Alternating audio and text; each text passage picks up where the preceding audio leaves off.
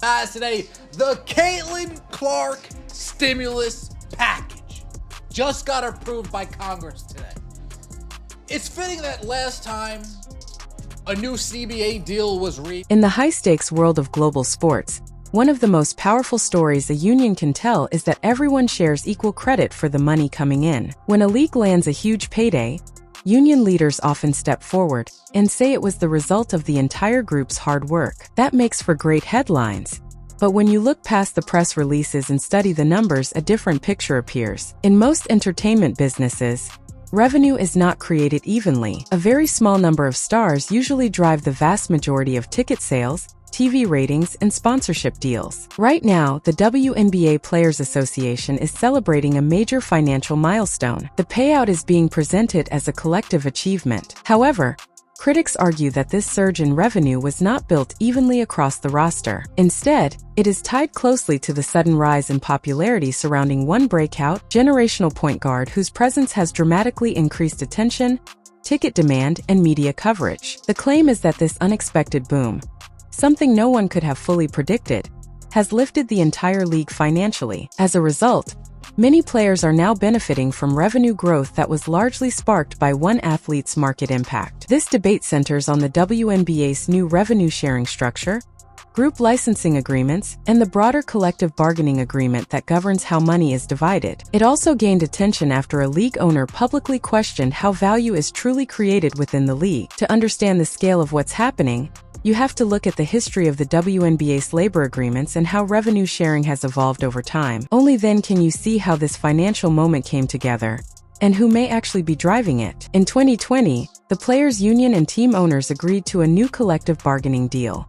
A key part of that agreement was a revenue sharing rule. It was simple on paper. Players would receive 50% of new added revenue, but only if the league first reached a specific financial target. That target started with the league's 2019 revenue and required it to grow by 20% every year after that. Because the growth was compounded annually, the bar quickly became extremely high. For several years, the league did not reach that number. The pandemic was one reason. Limited marketing and weak television time slots were also mentioned. But financially, the league was still operating at a loss and relying heavily on outside support. Many analysts believed the revenue trigger was more symbolic than realistic, something unlikely to ever be activated. Then everything changed. A once-in-a-generation star entered the league in Indianapolis, drawing record crowds, boosting television ratings, and bringing a level of attention women's basketball had never seen before. Suddenly, the growth that once looked impossible became achievable. Now the Players Association is pointing to the league hitting that long-awaited financial milestone as proof that their negotiation strategy worked, and as validation of the revenue-sharing clause they fought to include. Is upon us. The WNBA generated enough revenue in 2025 to trigger revenue sharing with players for the first time.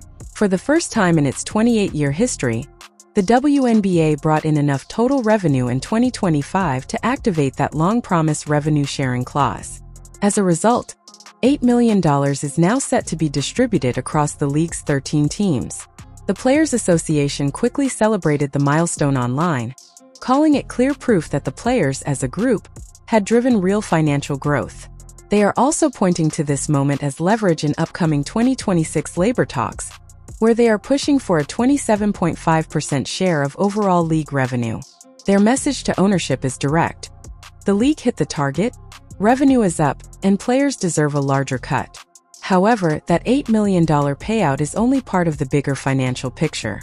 Another major piece involves group licensing revenue. In professional sports, group licensing includes income from jersey sales, branded clothing, trading cards, and player likeness rights in video games. Historically, WNBA licensing payouts have been very small compared to other major leagues. But over the past year, licensing revenue has surged at a level the league has never experienced before. The jump has been dramatic. And while many players will benefit from the checks being issued, the spike raises an important question. How much of that growth is being driven broadly across the league, and how much is tied to the popularity of a small number of players?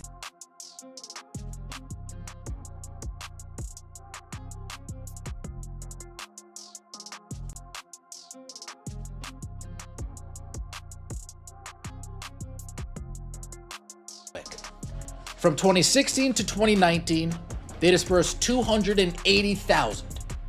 Nobody was buying jerseys, trading cards, merchandise, none at all, none whatsoever. Then from 2020 to 2025, now we're splitting up. Between 2016 and 2019, the entire WNBA Players Association distributed just $280,000 in group licensing revenue over 4 years combined. For a professional league, that number was extremely low. It showed that merchandise sales, jerseys, trading cards, branded gear, were limited, and overall consumer demand was modest. Fast forward to now, and the union has announced it will divide $9.25 million in licensing revenue. That represents a massive jump, more than a 3,000% increase compared to those earlier years. Most of that growth happened within the past year alone. The key issue is where that surge came from. Licensing revenue is driven by merchandise sales tied to specific players. The recent spike has largely been fueled by demand for Caitlin Clark jerseys, Panini trading cards, and other officially licensed products connected to her name and image. However, under the union's group licensing agreement, that revenue is pooled and then shared among players rather than going only to the individual whose merchandise generated the sales. The system is designed to spread earnings across rosters, offering financial support to players who may not individually drive major sales. Union leaders argue this structure promotes fairness and stability across the league. Critics argue it raises important questions about how value is created and who should directly benefit from it. Quote, "We've grown as a union and put our name, image, and likeness into a collective package." Annette Ogwumike says, "The union exists for us to be able to represent all players, so I think it's a great way for all players to be able to..." Under the league's group licensing system, players combine their name, image, and likeness rights into one shared package. Any money earned from merchandise tied to that package is pooled and then divided evenly.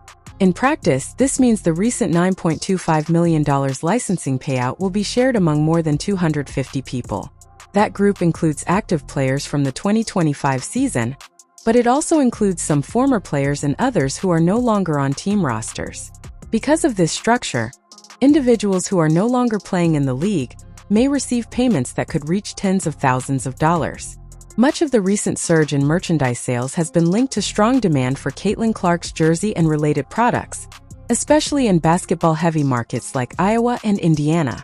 Union leaders describe this approach as sharing in the growth. Their position is that every player contributes to building the league's brand over time, so everyone should benefit when revenue rises. Critics see it differently. They argue that most of the current licensing boom is tied to one standout star and question whether equal distribution reflects who is actually driving sales. Supporters counter that collective licensing has long been standard practice in professional sports and is designed to create stability and fairness across a league. At the center of the debate is a basic question. When one player dramatically boosts demand, should the financial rewards stay mostly with that individual or be shared across the entire player base? This growing gap between who drives revenue and how it is divided is a major reason many expect serious labor tension ahead of the 2026 negotiations. Some observers even believe a lockout is possible. The Players Association is entering talks with two powerful examples in hand: the $8 million revenue-sharing payout and the $9.25 million licensing pool. From their perspective, these milestones show that the league's overall value has risen sharply and that players deserve a larger percentage moving forward. Team owners, however, are focused on detailed financial data. They track ticket sales, television ratings, sponsorship growth, and merchandise numbers at a granular level. They know which teams and which players are driving spikes in revenue. One of the most direct public comments came from Joe Tsai, the billionaire co-founder of Alibaba Group and owner of the New York Liberty. Tsai has built his business career around data and consumer behavior. In a recent public setting, he pointed directly to the measurable impact that Caitlin Clark has had on attendance, ratings, and overall league visibility. His comments made one thing clear: ownership groups are looking closely at where the growth is actually coming from. As negotiations approach, the central issue is becoming harder to ignore. Is the league's rising revenue the result of broad, league-wide momentum, or is it being driven primarily by one transformational star?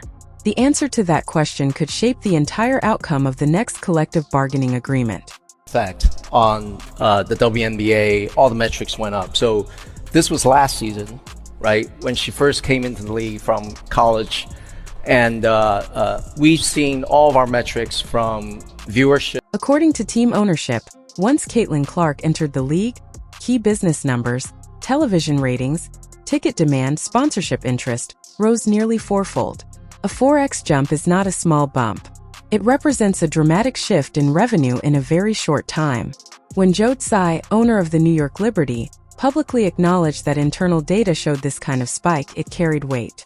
From a negotiation standpoint, it signaled that ownership views the recent surge as closely tied to one player's impact rather than broad, league-wide growth.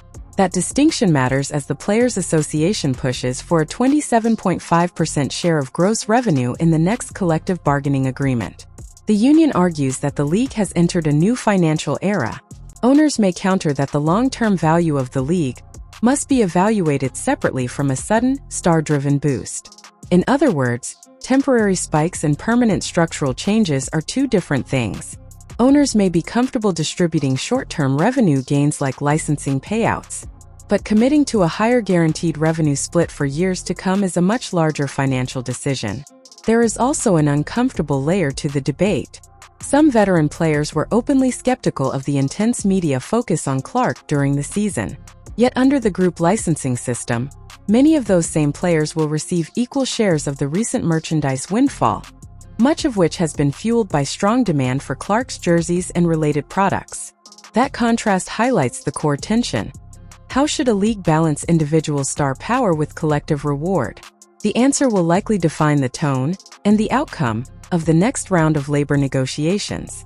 Strong opinions are flying on both sides, but here's a grounded way to look at it. First, group licensing is not unusual. Pooling name, image, and likeness rights and sharing the revenue is standard practice across many professional leagues. The purpose is stability. It protects role players, injured athletes, and veterans who helped build the league during less profitable years. From that perspective, the WNBA Players Association structure is not radical. It is consistent with how unions traditionally reduce income gaps inside a league. At the same time, it is also true that merchandise sales are often driven by a small number of stars. If most jersey and trading card purchases are tied to one player, equal distribution can feel disconnected from actual consumer behavior. That tension between collective protection and individual market value exists in every major sport. Regarding the reported 4x spike, comments from Joe Tsai, owner of the New York Liberty, suggest that ownership sees a measurable star-driven surge. If internal data shows that one athlete significantly boosted ratings, ticket demand, and sponsorships, that strengthens the owner's position in negotiations. It does not automatically destroy the union's argument, but it complicates it. The key issue is sustainability. Owners will ask, is this level of revenue durable over many seasons? Unions will argue, growth is growth and players deserve a defined share of it. Long-term labor agreements are based less on emotion and more on projections, risk tolerance, and financial modeling. In the end, this is not a simple fairness question. It is a negotiation about risk, leverage, and how to divide revenue in a league that may be entering a new phase. Whether the current spike represents a lasting shift or a moment tied heavily to one star will likely determine how hard each side pushes and how close they come to a work stoppage.